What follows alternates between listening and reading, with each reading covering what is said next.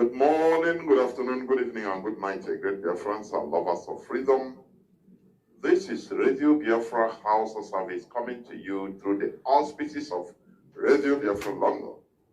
I welcome each and every one of you to welcome your friends and well-wishers onto this hallowed platform, today being the 17th day of August in the year of our Lord, 2022.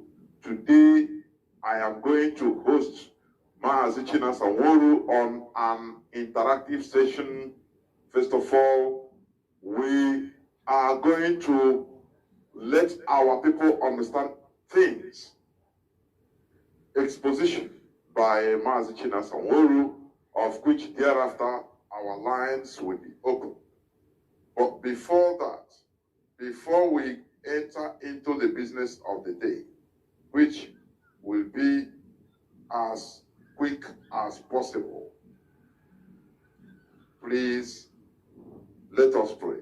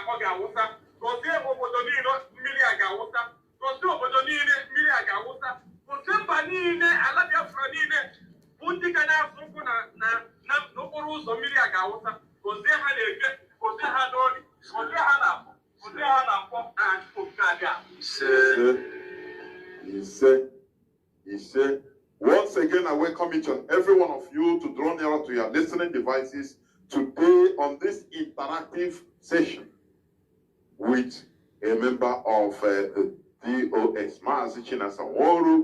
Today is the 17th day of August 2022, being Wednesday. Our leader is Maazi Nnamdi Okwuchukwu Kanu, who is still in the enemy dungeon. But make no mistake about it, our leader must be released. We don't beg for our right. We demand for it and we get it. We fight for it and we get it. That is why we are freedom fighters. Therefore, we are not freedom beggars, no. Therefore, once again, tune in to this hallowed platform. Invite your friends and well-wishers. Even your enemies, do not deny them listening to this hallowed platform. Because this is where we preach enlightenment. But the most important thing is come with a dose of your common sense. That's it. Just a dose of your common sense. After all, common sense is not common. Therefore, before I continue, I will bring in our Maazi Chinasa. Please, can you hear me? Over to you, please. Yes, Maazi Chinasa, I can hear you. Good evening. There we go. Dear friends, lovers of freedom, and all those who are supporting for the restoration of Biafra, I say may Chukwu Kikadiama bless every one of you. My name is Maazi Chinasa. Maazi Chinasa, serve the indigenous people of Biafra. As a member of the Directorate of State. I come from Obingwa. Obingwa is another province. This evening, we have come to you people to discuss some pertinent issues because there is an Igbo adage that says,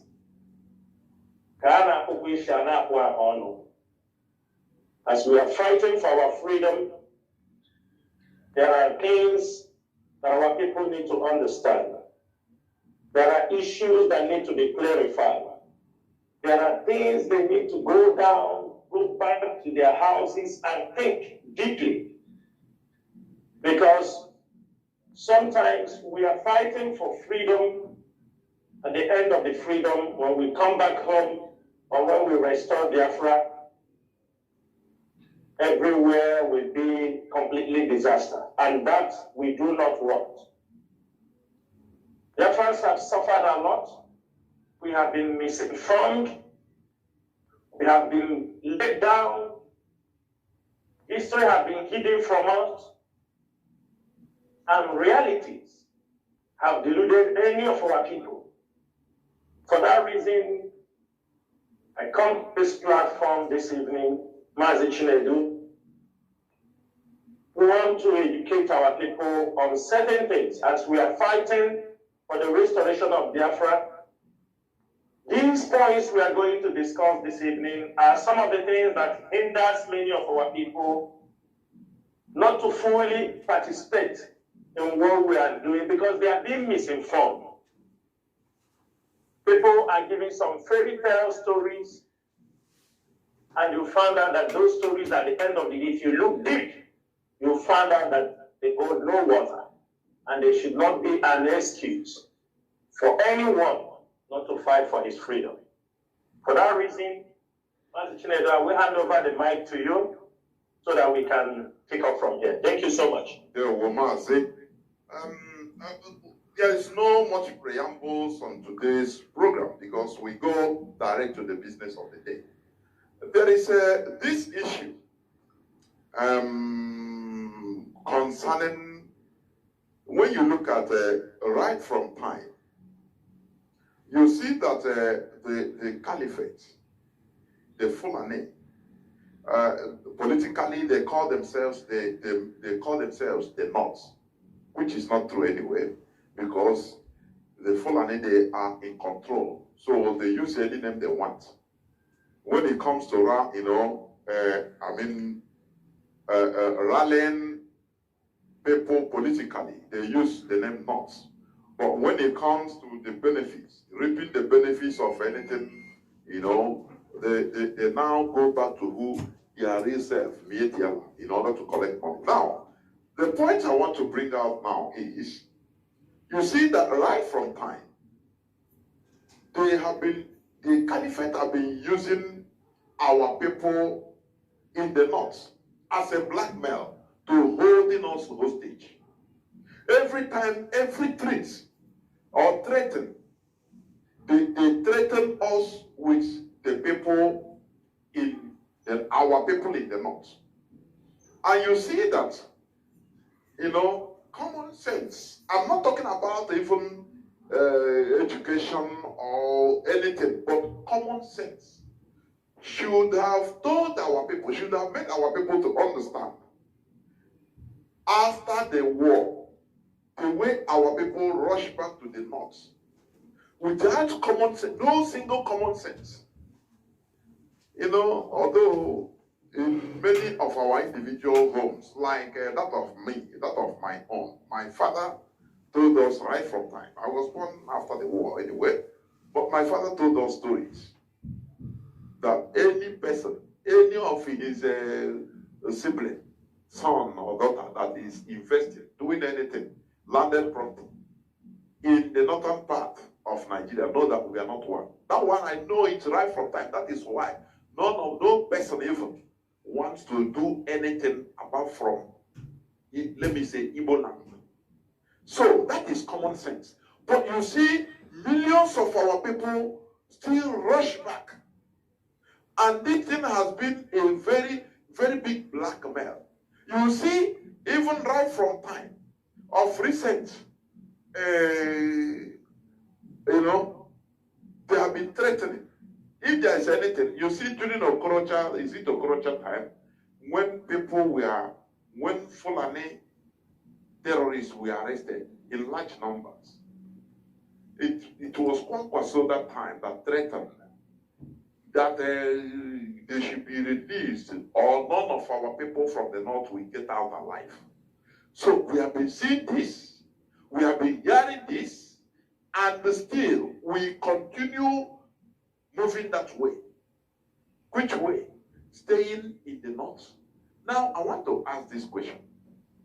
Really, what is the benefit of our people being in the north? What is that benefit? Let us talk about it, please. Is it that the north makes them rich? What is that benefit? Let us comment on Mazi, please. Yeah, Mazi, thank you so much for this. This is a very good introduction to this topic. What is really keeping our people in the north? Mazi, I am those who happens to be in the north. I studied in the north before I traveled abroad. I have been to many parts of the northern Nigeria, some for a couple of short time. The only part of Nigeria I could say that I didn't visit before I left Nigeria years back, it's only Sokoto, maybe Sokoto and those Zamfara area. But I studied in Maiduguri.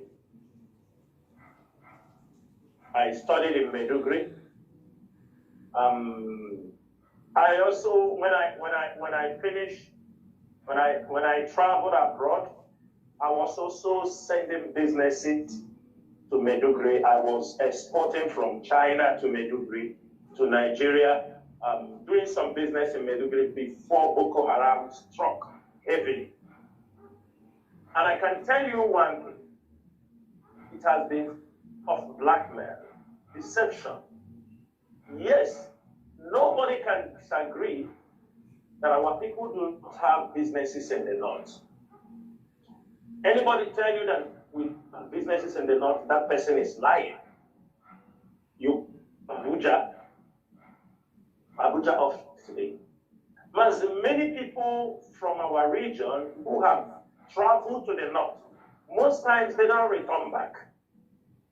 If you ask many families, I have an uncle, I don't know if he's still alive. I have an uncle, I was a kid used to hear about his name. Then when they said the mom, after the war, the mom took them as it and moved to the north. Fortunately,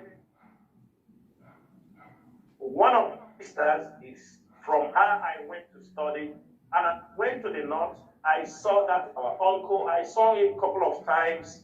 He used to, if you ask him, he says in Bama. He never returned home till today, since after the war.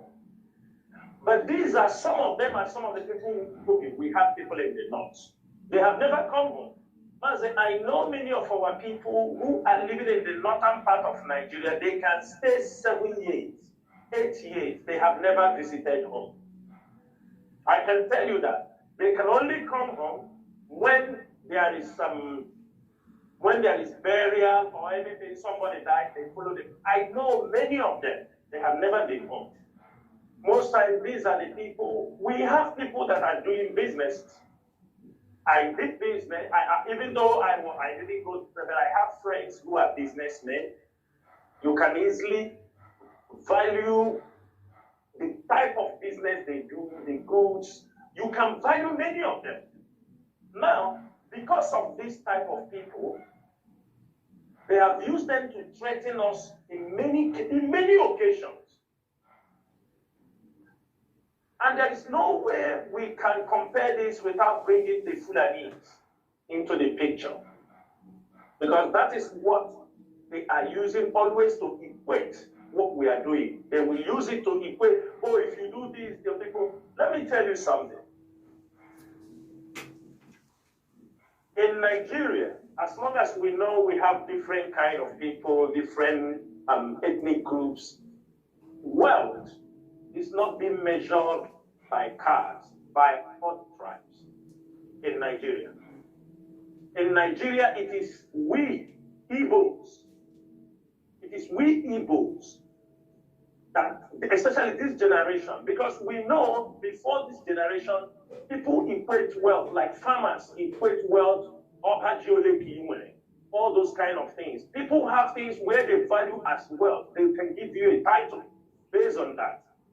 Now, or in trade, in export, all this kind of oil, palm oil, all this. But these days, the kind of business our people engage, this, petty traders, buy and sell, only something to feed themselves. These are the people they are always using to threaten us. I can tell you something here, Mazi. If you look at the Fulanese does not measure their wealth. They don't measure their wealth by how many cars they have.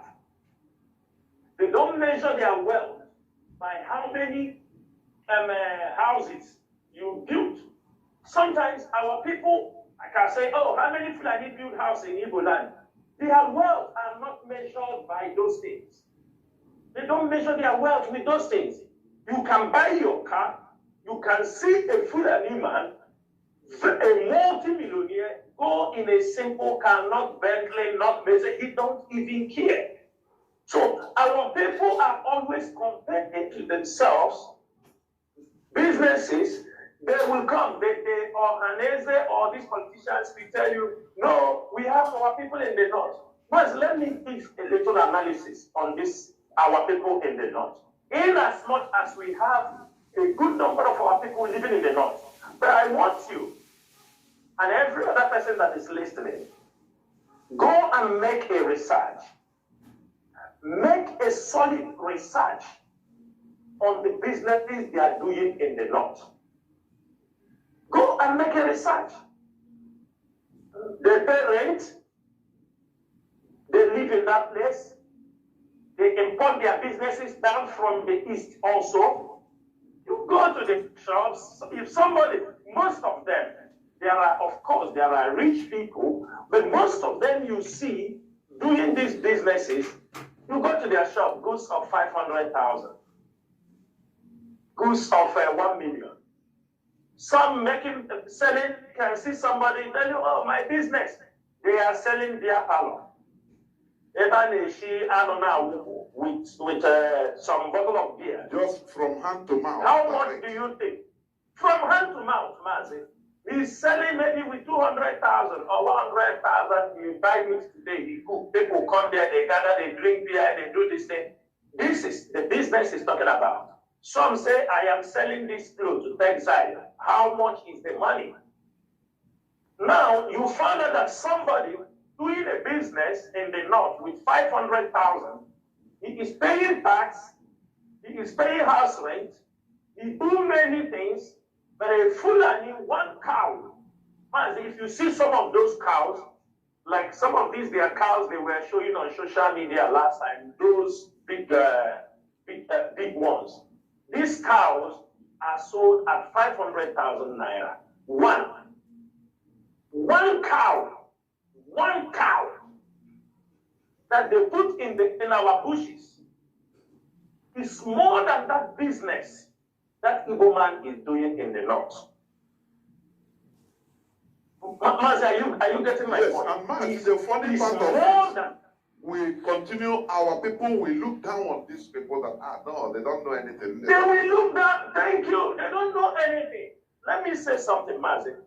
You know the Fulani people have been controlling the cow business for centuries in Nigeria.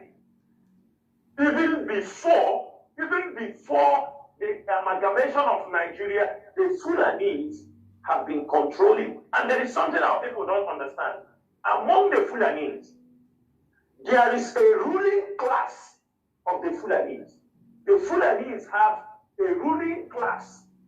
This ruling class, they call them the Torobe. Yes. I don't know if my pronunciation is correct, but they call them the Torobe. Yes. That is it. This Torobe, you found them mainly in that Sokoto region. They control all Fulanis, not only in Nigeria, in West Africa. Mazi, in a Fulani household, brother, married in a family of a Fulani household. Cattle or cows is the wealth for the family. It goes from generation to another generation. In a standard family, in a Fulani standard family, brother and sister, in a one family, because they own these cattle as a household. Minimum, each family owns minimum of 1,500 cows. 1,500 cows. Man, I'm telling you, it is not that if you don't have, they bring you in the family and they will give you a share from the cow. Sometimes the family, they will say your own is 50. You are just coming on. That is how they set up families. Man, they calculate 1,500 cows at the rate of, let's say, 300,000. Man, let's calculate 1,500 cows at the rate of 300,000. Mazi, we are talking about 450 million what of naira in a family, a household. You see them walking around. While in a family in Igbo land or in Biafra land, maybe one person is the person that have that money. Everybody in a Akanon only. We get small money, we come and mold block. We don't even use the money to build the businesses. We only get small money, we mold block. We get small money, we mold block. Mazi, yes, the Igbos, they are known for businesses because of the large number of the Igbos, the population of the Igbos. But we cannot because of these things, because especially in the north, you go in the north. Mazi, say for example, go to Sabongeri, I have been to Kano. Yes, they build houses, people build all these things, but you forgot that houses also depreciate. Even you are collecting money. Remember that a family that have 1,500 cows always in 6 months' time they are breeding, they are increasing. They are increasing. Let me not go there, because there is something you said now, which I also want you to dive into. Why is it that, why is it that in our land, like we the Igbos, We cannot build businesses, generational businesses. Just like the Fulani, they succeeded in making this their business. Like before, our business, the way we know wealth in our land is SH. You see person with Opachi picking is a big farmer.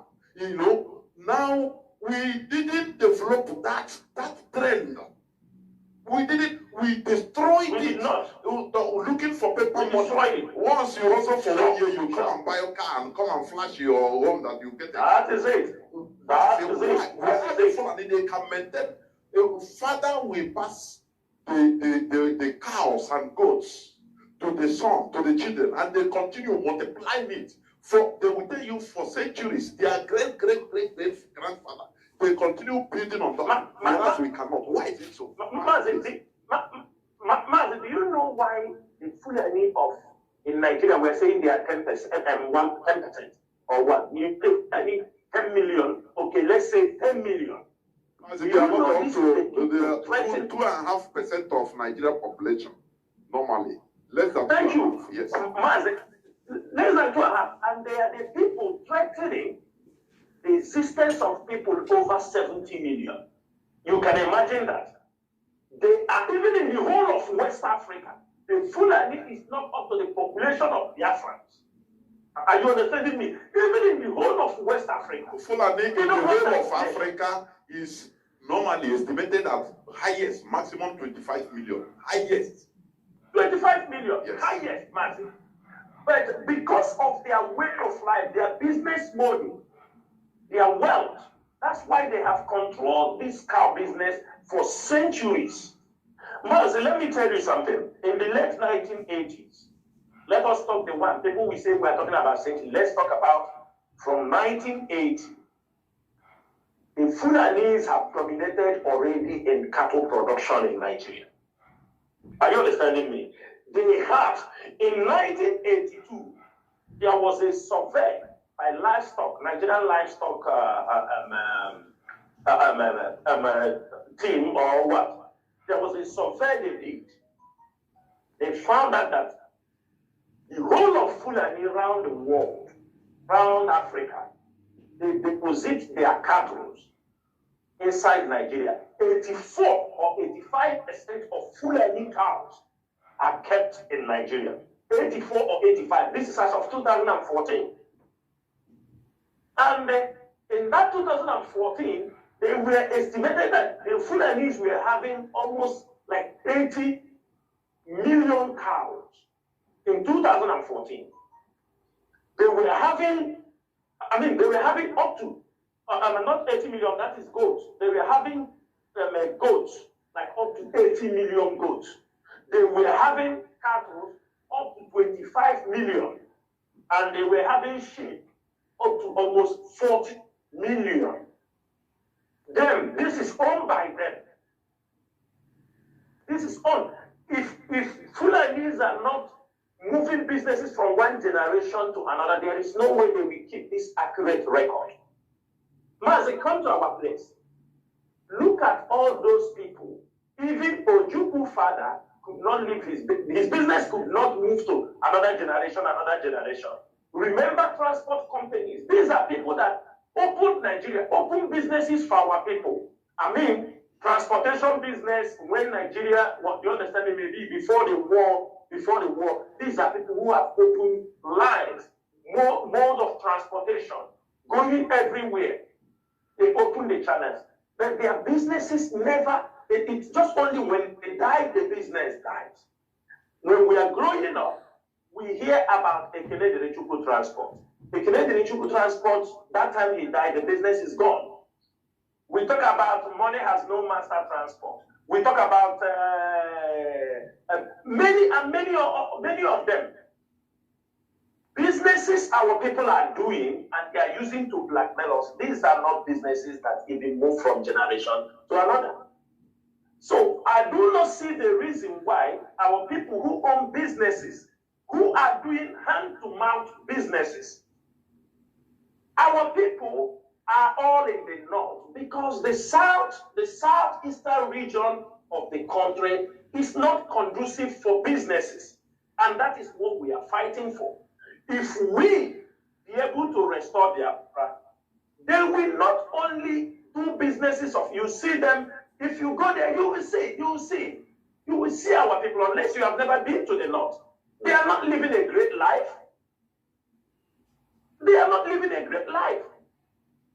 You go to the north, last time when they killed this Deborah in the north, you can see some of our people that they say they were running. You will see the business now they are running from. You see when the woman was talking, oh, they are coming, oh, they are attacking us. Look at the business she owns. And she may die because she's protecting that business that doesn't work up to even 200,000.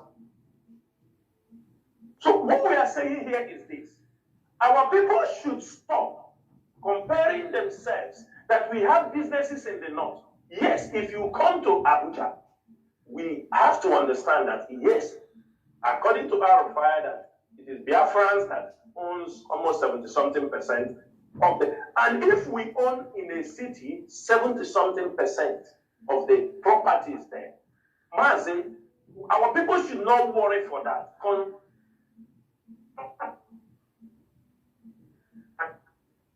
You are not going to lose it. At worst, if they give you taxes too much, you sell your property. Mazi, Ethiopia, Eritreans divided from Ethiopia.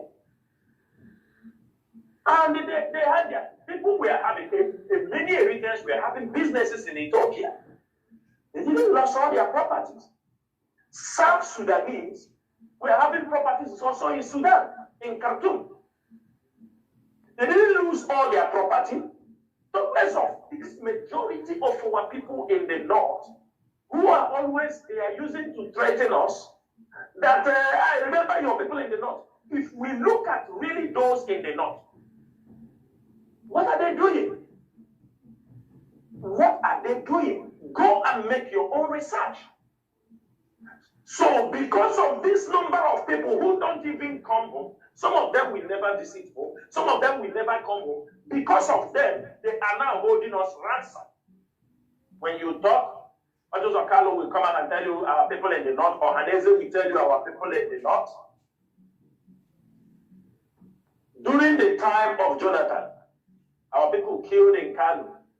I think because Ohanese collected the blood money for those, and they never allowed any one of them to be brought home. They buried all of them there. These things are things we want our people to understand. If you are living in the north, that your shop does not worth more than a car out for a Fulani family. It does not. Because you are talking about your shop, you have 500,000, you have 1 million naira trading. This is what most of them are using in trading business. They come to Lagos and carry the goods. They come to Onitsha and carry the goods. Now, if you are carrying to eat 4 cows, four cows, we pay all that money. Man, that is why when you call a Fulani man, you need 10 million from them. They can easily rally it up. Immediately. With you are right. Man, immediately. You are right. Immediately, they can raise it for you. But our own, he will run around unless if he gives you 10 million, you know that that business has been liquidated. Does he even have it? Does he even have an access? Man, see, our people come home, it's in the north, he come home in the south, sell a land, take the money he sold from the piece of land and go to north to do business. You don't take money you sold from land to do business. It will never prosper. These are the things we want our people so that those who continually, it is time for them to start thinking. Man, if a Fulani want to buy a car, how many cows? All these are 2 million cows. It's 8 cows. He can only wait for like 1 year. The cows will produce, and he will sell their mother and buy anything they want to buy. Most of these cows, and you saw how they are coming in from all over because they are looking for a permanent place. You saw there was a video done by APF, I think AP, some time ago, when they were in, you see Fulanese coming from Mali by leg, bringing in 500. They will sell it in Nigeria. That is where they will sell it. You see this problem happening in Kaduna today. Take away the money. And take away the money. They bring it. If you watch that video, you saw the man saying, only Lagos in 1 week, 200 trucks of cows. 200 trucks of cows just bought from the Fulanis. 200. Man, you know what is 200 in 1 week? The number of cows, 200 long trucks, 200 consumed every week. And our people are still talking about we have businesses in the north. There are people in this life we are. Even if you come to this part of the world where I am living, in this Arab nation, yes, they have cars, but their wealth does not lie on those cars.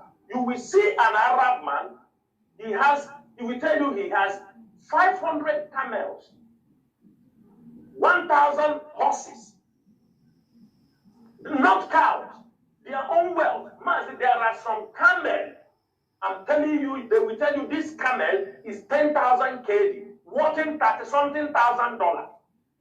A camel. The one they eat are these camels they bring, there are some white camels they bring from Australia, all these things. These people kept their wealth. We have nothing to keep our wealth. In Biafra land, we have nothing. There is nothing. In family, there is nothing. We have nothing we can say our wealth lies here. It has been bastardized. But if you go to many countries, some countries like Australia, they are exporting meat like nothing. This is where their wealth is. Countries, if you go, is agricultural products. If you go to India have the highest number of producing what they call it, mango. Any type of mango. They are number 1 in the world.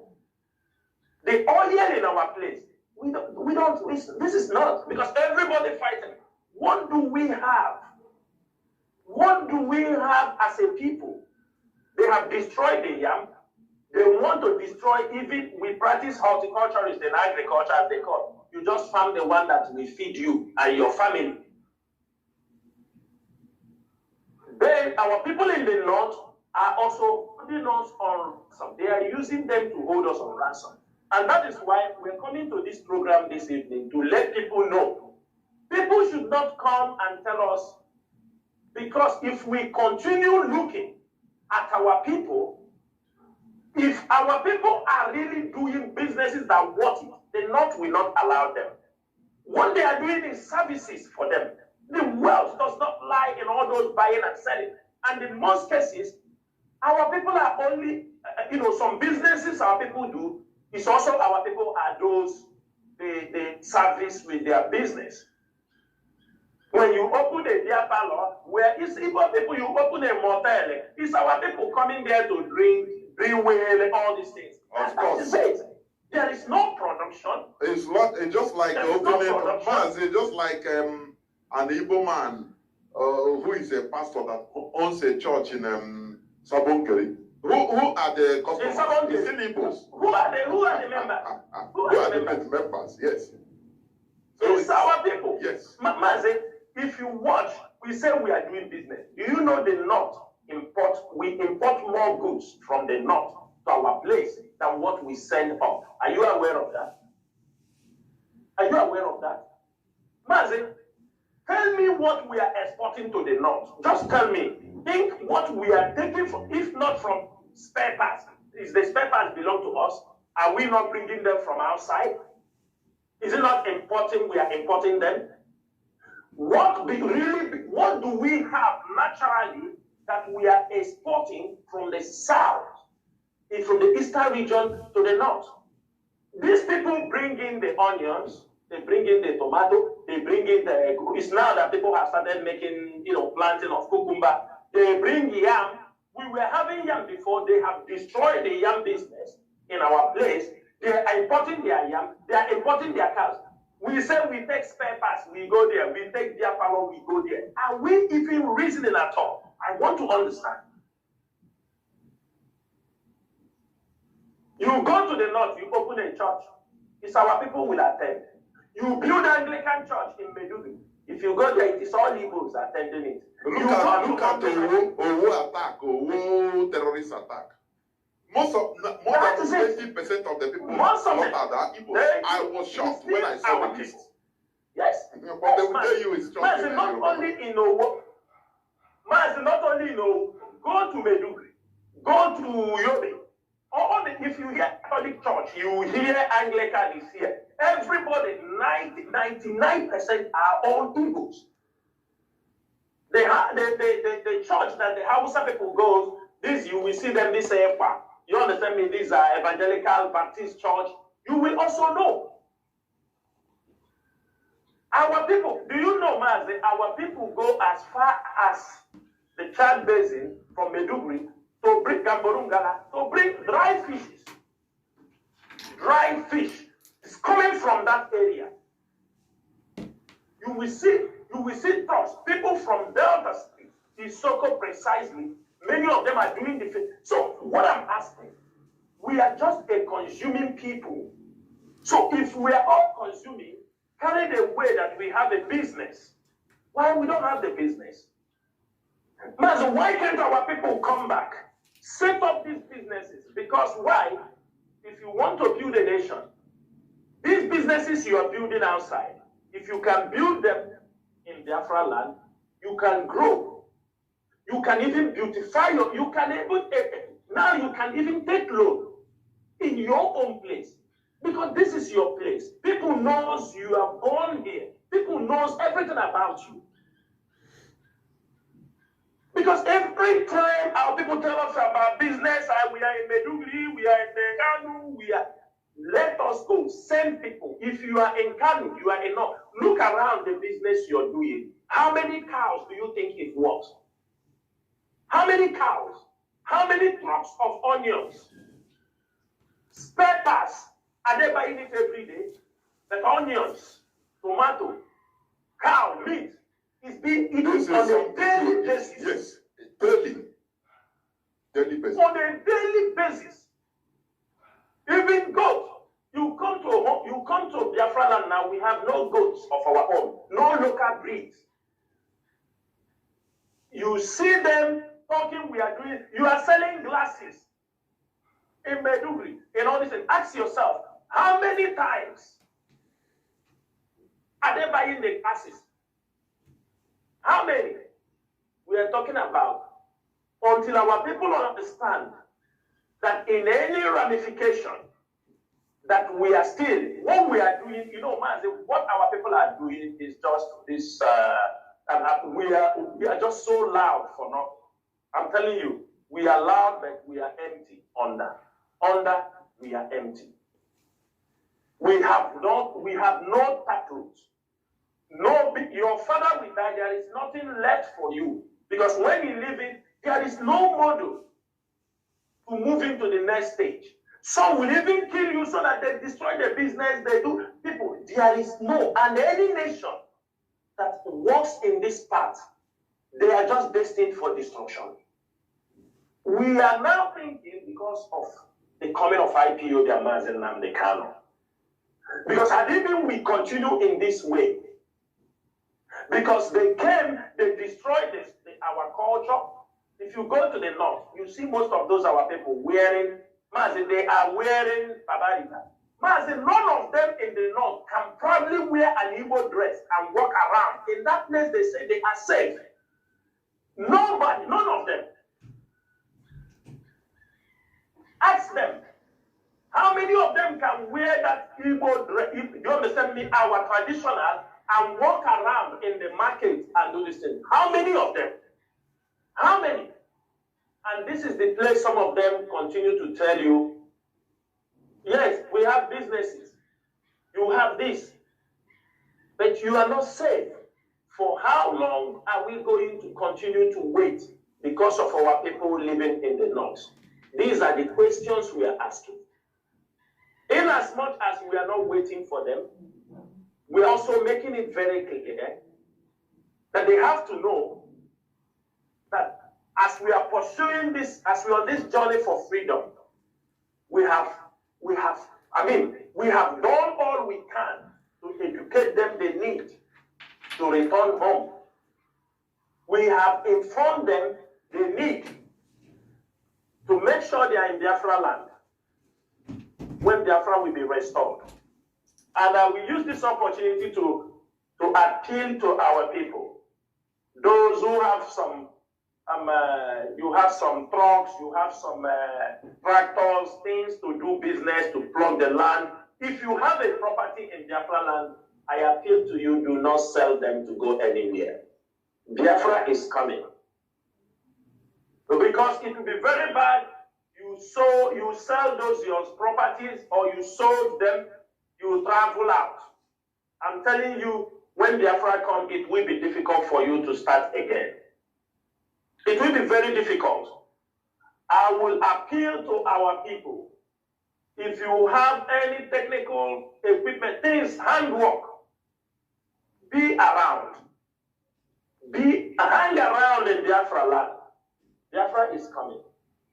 And we are not going to. Why we are making this program is for people in the north to understand that after a careful study of what we have seen, that in any ramification that the north is still on a higher advantage than us, that they cannot use them who are in the north to always bamboozle us, why you do this, why you don't, people in the north.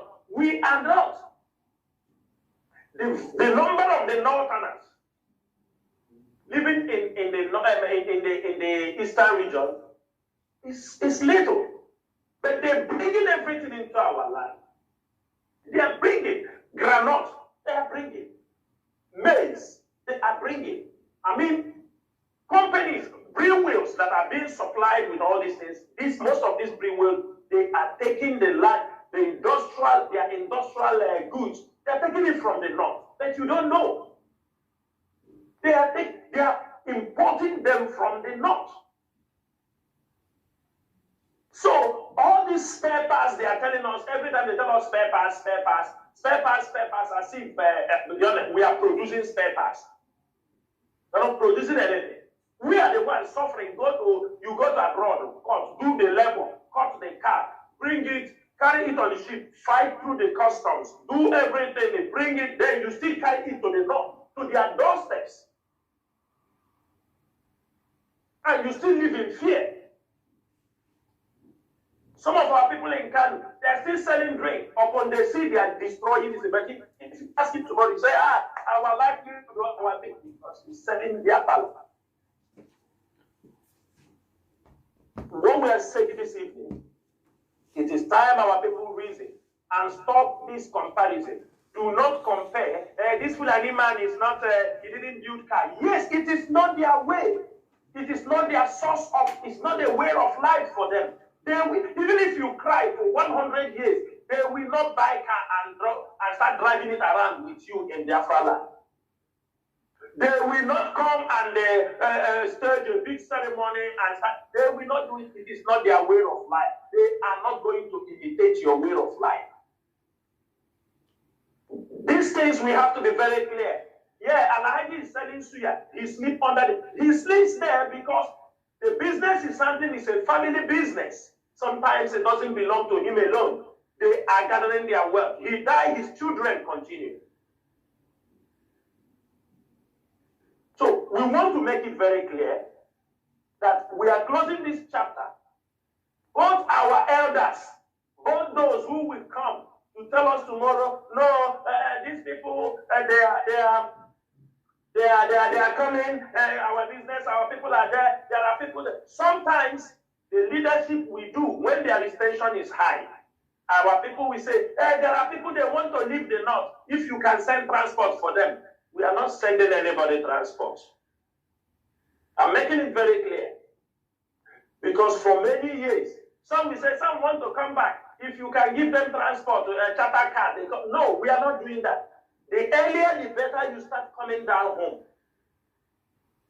One thing is sure, in Biafra land, people must accommodate you, whether good or bad. That is one good thing. You have never seen IDP camps scattered all over Biafra land because of the family issues we have. People, there must be somebody to accommodate you. There must be where you can be able to hang around. So it's better you start coming down now, because at that particular moment, we have to check and control those in Biafra land, control the border system. It's not whether it's that people are coming. The same mistake we did in 1967. That time, let us assume there was not enough ways to disseminate information. But this time around, there are multiple ways. There are ways through the radio we own ourselves. There is no propaganda. We tell you how it is. There are social media. There are many ways you cannot be able to deny. If you have not heard it, your friend have told you. There is nobody in the northern part of Nigeria who is from southeastern region that will not say he is not hearing this cry for independence. And he's not following the trend of things that are happening. Because you continue, tell me in which place, Mazi, in Kaduna State, in 1960, the Nigerian government, they called that place the Kachia Grazing Reserve. The Nigerian government, it's not today they start bringing in Fulanis from many places. It's a very long, it's a very, they put this place, it is 31,000. By now it's more. That was in 1960s. In the 60s. 31,000 acres of land